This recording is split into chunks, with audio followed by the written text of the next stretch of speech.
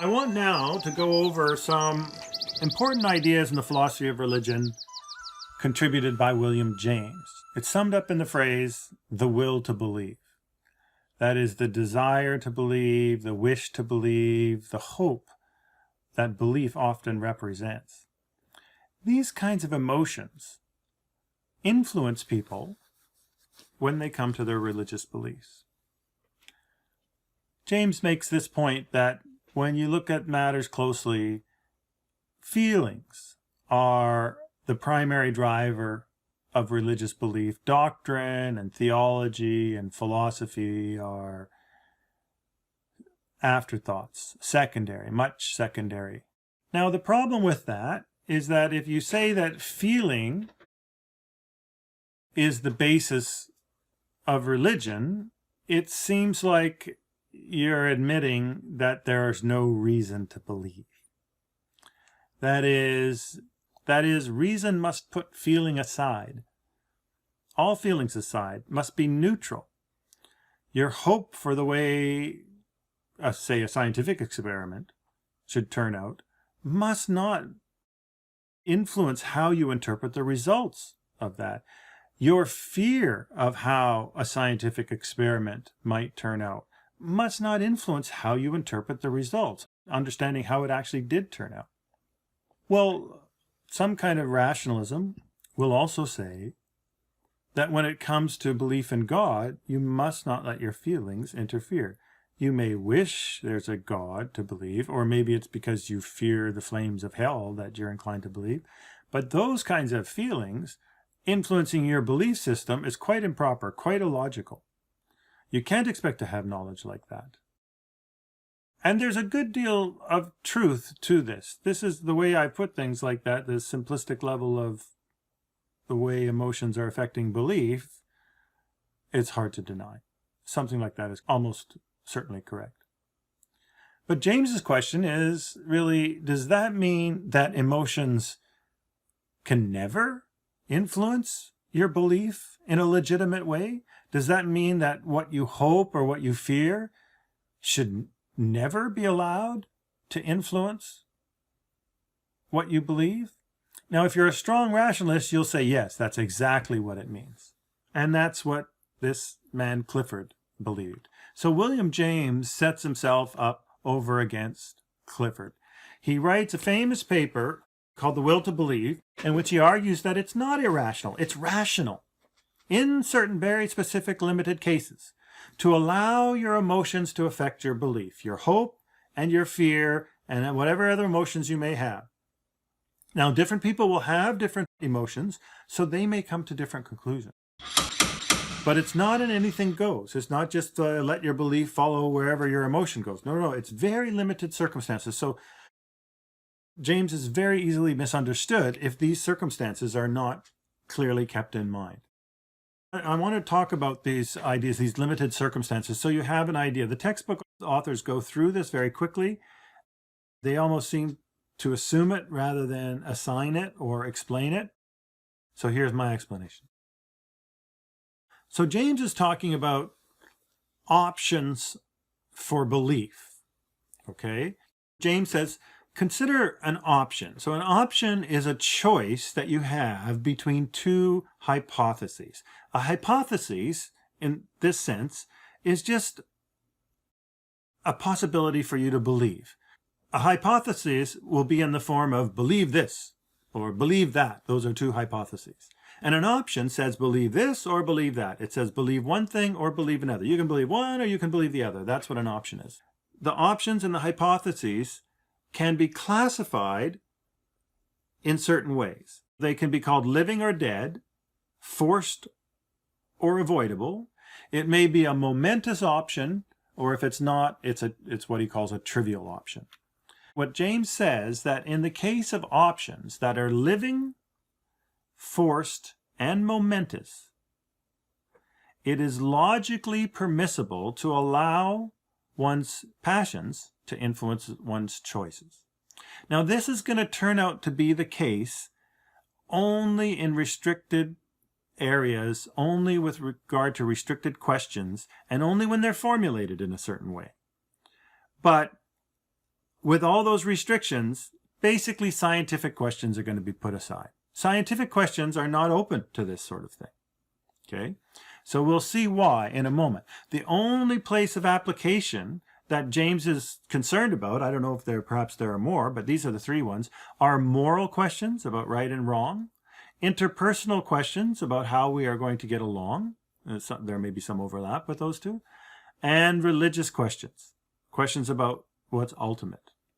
Okay? And in those cases, when science or reason is not able to decide the option, then if the option is living, forced, and momentous, we can believe as we like.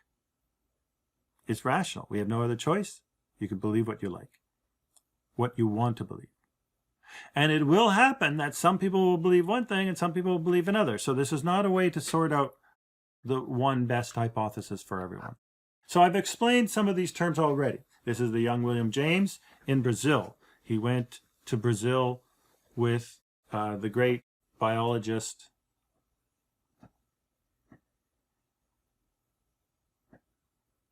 whose name I'm forgetting right now. Is a very BC name. He was here. There's a town named after him. Not Smithers. Anyway, William James went on an expedition to Brazil when he was a very young man, working for a Harvard biologist. So here are the distinctions that I just mentioned. So a hypothesis is anything that is proposed for a belief. So this is not the sense of a scientific hypothesis or anything like that, but that would be included. Now, an option can be live or dead. So the liveness of an option, James defines as our willingness to act on that, to believe it and to act on it. And there's a connection between James with believing and acting. He thinks they're closely related. A given hypothesis may be alive to me, not to you, or vice versa. So liveness is not something that's in a hypothesis or not in a hypothesis. It's relative to an individual. Okay, and an option is a choice between two live hypotheses. A live option is a choice between two live hypotheses. A living, forced, and momentous option, he'll call that a genuine option. So these are terms he just lays down, but we'll use that term also. Liveliness, it's relative to the individual. It's not the same for everyone. And what's alive for one person may be dead for someone else. So for example, these are examples you can think of. These are options because there are two proposals to belief. Be a Buddhist or be a Christian. Now, someone who's against religion, an anti-religionist, is going to find that a dead option, right? Someone who's a Christian or a Buddhist may find the second one, be a Sikh or a Muslim, to be a completely dead option. It's not something that's ever been in the realm of possibilities for them. They don't know anything about these things. How can they be attracted to it? Be an atheist or be an agnostic. Now, if you're a believer, this might not be a live question at all. You might be hovering between believer and agnostic, or agnostic and atheist. You might be hovering there. Everybody's a little bit different. Be an athlete or be a truck driver. You know, that might appeal to very few people. Now, avoidable options. What does that mean? Notice that if I say to you, I give you a choice, you can love me or you can hate me. You have a further choice that I haven't mentioned. You can not give a damn about me. You can not care about me. You can be indifferent.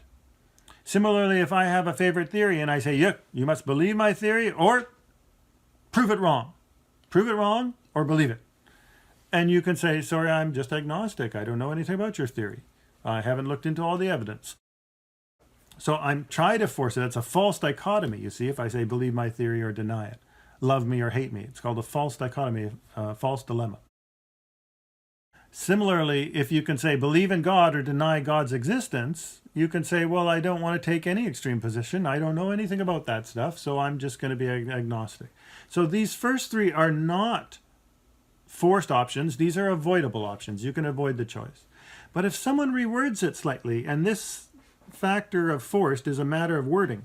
Accept God or go without God. Well, that you must do. You must do one or the other. Believe in God or go without God. That is certainly a forced option, right? So now we have a living option where both hypotheses are alive in some degree to you. It's forced, so you have to choose one or the other.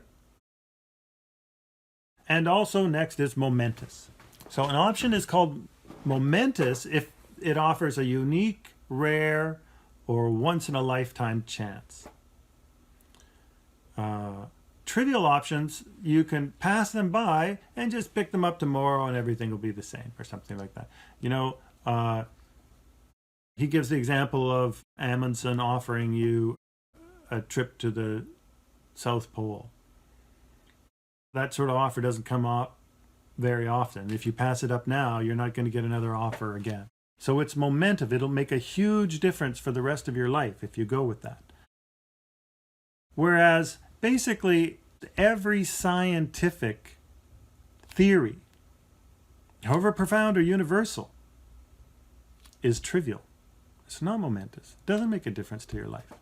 So this is connected with what I was talking about earlier when I mentioned that religions are fundamental in the sense that they offer fundamental guidance. Well, science and the scientific theories do not offer that kind of life guidance. They're not intended to. So, of necessity, all scientific hypotheses and options are all going to be trivial. So this is how James excludes the scientific ones. The emotions can affect your beliefs, but not in science. You see? Very nice. So here's a general option that is live for probably most students. I don't know, but probably most, if you're in this class. Believe in some religion or go without this religion. Okay? This is forced and momentous, probably live for most people. This is a genuine option. Now, once again, what's live or not live, James is not trying to change that for anybody. If something's alive for you, it's alive for you. If it's dead for you, it's dead for you. He's not trying to change that or make certain hypotheses more live for you. It's not like a proof of the existence of God. Nothing doing there. Now, here we have William Clifford, who James calls the enfant terrible, who writes as follows: "It's wrong always, everywhere, and for everyone to believe anything upon insufficient evidence. So if you don't have enough evidence, you should just withhold your belief. You should wait till the evidence comes in." So James is basically saying, look, in a momentous option, you can't do that. You just can't do that. That might be just fine for scientific thinking, and it is fine for scientific thinking. It's interesting how the way Clifford says this. He says, I don't think he's a believer at all. He says, belief is desecrated when it's given to unproven and unquestioned statements for the solace and private pleasure of the believer. If a belief has been accepted on insufficient evidence, even though the belief is true, the pleasure is a stolen one. So he's a real prude about truth. This is what strong rationalism is. Very articulate version of strong rationalism. And on the whole, James says this is actually quite healthy. And certainly in scientific things, you have to learn to put your feelings aside and just evaluate whether the evidence is sufficient or not. And if it's insufficient, you have to say it's insufficient. Now, here's James' response to this. And it's hard to come back from this, it seems to me. So James says, look, we all share two goals in our duty to know the truth. Remember I said we don't create the truth, we have to discover the truth. We want the truth, right? But we have certain responsibilities along the way. And we have certain goals. Now, one obviously is the claim we must know truth. Another is we must avoid error. And these can diverge. It's not always possible to realize them both at the same time. We often have to make a trade-off. That is, if we want to get the truth, we sometimes have to risk error. And in the case where reason can't decide everything, these cosmic, ultimate, transcendental questions, they can be quite momentous if we believe it now can transform our life or open up the possibility of transforming our life. If you say, let me wait till I have evidence, you may miss that opportunity. James says, if you wait to ask the girl to dance and say, wait till I'm a little more confident that she'll say yes, you'll miss the dance. So looked at from that point of view, we have a hope and a desire to know the truth, and we have a fear of error. So there is both hope and fear behind our will to know. There's emotions involved in our will to know. Even the scientific claim that if we look hard enough, we'll find the scientific truth, that kind of optimism is a kind of hope. There is an emotion behind even Clifford's scientific mentality. It's the hope for truth, the confidence that we will discover it. We can use our reason to find out. And that if we're cautious, that is, we're afraid of error, we play that up so that we are careful not to get into error, then what we're doing is we're playing up the second duty to avoid error. So you get strong rationalism when you say, yes, we are seeking truth, but we must not make error. Oh, we must not make error. We're very afraid of error. If we don't have sufficient evidence, we could make an error. So we must not believe if there's insufficient evidence. So what Clifford is doing is he's saying the fear of error should take precedence over the hope for truth. And James says, fine, if you're Clifford. But if you're someone else who has a hope, has more of a hope, and thinks, well, what is my error going to be? Well, how bad can my error be? He says we must remember that these feelings of our duty about either truth or error are in any case only expressions of our passional life. Biologically considered, our minds are as ready to grind out falsehood as veracity. And he who says, better go without belief forever than believe a lie, merely shows his own preponderant private horror of becoming a dupe. He may be critical of many of his desires and fears, but this fear he slavishly obeys. So he's describing Clifford here. Clifford's strong rationalism is motivated by a fear of error, a healthy fear of error, that's fine. And if he wants, it's his choice, his right, if he wants to play up that fear out of caution in order not to make errors, he's totally entitled to do that. And if he ends up missing out on a transcendental truth because of it, that's fine too. But to say that someone else is not allowed to have less fear of error and not allowed to give expression to more of a hope for truth because that person might be in error, well, the argument no longer holds.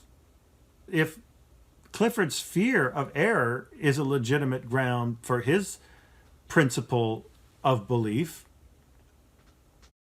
then why can't the hope for a truth, despite the increased risk of error that comes with it, the hope for a transcendental truth, also be legitimate? Why can't it also be just as legitimate? So James says, look, people are different. Some people are tough-minded philosophers, and some people are tender-minded philosophers. The tough-minded philosophers, they're the strong rationalists. They say better go without a belief, be agnostic forever, than believe something that's false. But that's a fear of error. And the tender-minded, they're not quite so afraid of error. They say, sure, we have to avoid error, no doubt. But they're not such awfully solemn thing that we're desecrating belief, as the mathematician philosopher who doesn't really believe in the sacred said. All right, so that is my summary of William James. You can see it's a tremendous importance in the philosophy of religion. It brings emotions into play, but also has reason playing a role. So in that sense, it actually fits kind of nicely into what our textbook authors called critical rationalism. But James calls himself a pluralist, and his book was called The Varieties of Religious Experience. Okay, so that's going to do for now. Next time, we bring up the whole question of religious experience, the varieties of religious experience, what religious experience is, the different forms or types that have been distinguished, whether there are varieties of forms of religious experience and of mystical experience, or whether all mystical experiences, despite their variety, point toward some common philosophical conclusions. All right, thank you. Bye.